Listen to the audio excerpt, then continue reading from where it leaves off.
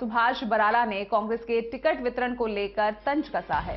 फरीदाबाद का टिकट ललित नागर को देने को लेकर ये तंज कसा गया है और इस बारे में सुभाष बराला का कहना है कि नागर की उनको टिकट देना वाड्रा को गिफ्ट देने जैसा है। हरियाणा में पीएम मोदी, अमित शाह, राजनाथ सिंह प्रचार प्रसार करेंगे। साथ ही उन्होंने जेजेपी और आपके गठबंधन को लेकर भी कहीं ना कहीं निशाना साधा। उनका साफ तौर पर कहना है कि जेजेपी और कांग्रेस बीजेपी के जनाधार से बौखला रहे हैं और इसीलिए गठबंधन अपना रहे हैं। बराला ने साफ तौर पर कहा कि 2014 के संकल्प पत्र के ज्यादातर वादे पूरे किए गए हैं। ये कहना है सुभाष बराला का। विपक्ष के गठबंधन को लेकर वो निशाना भी साध रहे हैं और उनका साफ तौर पर कहना है कि जेजेपी यानी जननायक जनता पार्टी और कांग्रेस कहीं ना कहीं बीजेपी से बौखला रहे हैं और इसी के चलते गठबंधन कर रहे हैं। कांग्रेस ने जिस प्रकार से बहुत लंबे इंतजार के बाद एक सूची जारी की है जिसमें केवल 6 प्रत्याशियों की घोषणा की है, इस बात से एक तो ये स्पष्ट हो जाता है कि जिस बात का प्रयास कांग्रेस पार्टी में राहुल गांधी जी ने पिछले काफी दिनों से शुरू कर रखा था कि ये लोग एक होकर के हरियाणा प्रदेश में काम करें। जींद का उपचुनाव था, उस समय से ये प्रयास चल रहा था, लेकिन उस समय भी ये प्रयास कामयाब नहीं हुआ। जब उन्होंने हरियाणा प्रदेश में बस यात्रा शुरू की, उस समय भी सभी नेता एकजुट होकर के उस बस में सवार नहीं हो पाए।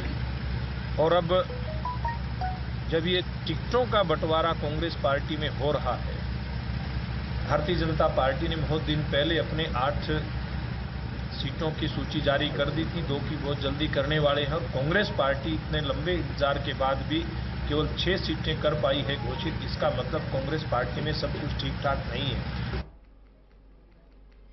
तो लगातार टिकटों के वितरण को लेकर जो नेता हैं, राजनीतिक दलों की बात करें या उनके नेताओं की बात करें, सभी में इस वक्त आरोप प्रत्यारोप का दौर जारी है और जैसे जैसे टिकटों का वितरण हो रहा है, आरोप प्रत्यारोप का दौर भी उतनी तेजी से बढ़ रहा है। इस वक्त हमारे साथ विनोद लांबा जुड़े हुए हैं इस पूरी खबर को लेकर। विनोद, इस बयान से क्या मायने इस बयान के निकाले जाएं? एक तरफ गठबंधन को लेकर भी निशाना साध रहे हैं, दूसरा टिकटों के वितरण को लेकर भी यहां बराला खुश नजर नहीं आ रहे।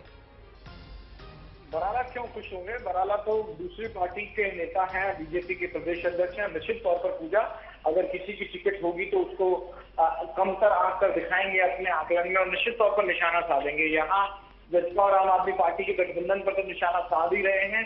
और ये जो खबर हम बता रहे हैं, फरीदाबाद की जो लोकसभा सीट कांग्रेस की तरफ से घोषित हुई है, ललित नागर उतरे हैं, उसको लेकर हमलावर है, क्योंकि मौजूदा बीजेपी सरकार इस पे तमाम जो वाड्रा को लेकर अपने घोषणा पत्र में तो डायरेक्ट नहीं कह सकते, लेकिन अपने चुनाव के तमाम जो मंच होते थे, लगातार रॉबर्ट वाड्रा लैंड डील को लेकर भूपेंद्र सिंह हुड्डा से लेकर तमाम कांग्रेसी नेताओं पर निशाना साधती थी। और अब उस डील को लेकर जो लगातार चर्चा में रहे थे महेश नागर, उनके छोटे भाई ललित नागर जो कि मौजूदा विधायक भी हैं, उनको लोकसभा का टिकट मिला है। तो सुभाष बराला बीजेपी प्रदेश अध्यक्ष होने के नाते लगातार इस सीट को लेकर ये बड़ा बयान दे रहे हैं कि ये टिकट का जो फैसला हुआ है, ये पार्टी कांग्रेस की तरफ से नहीं हुआ है, इस टिकट को दिलाने वाले रॉबर्ट वाड्रा हैं।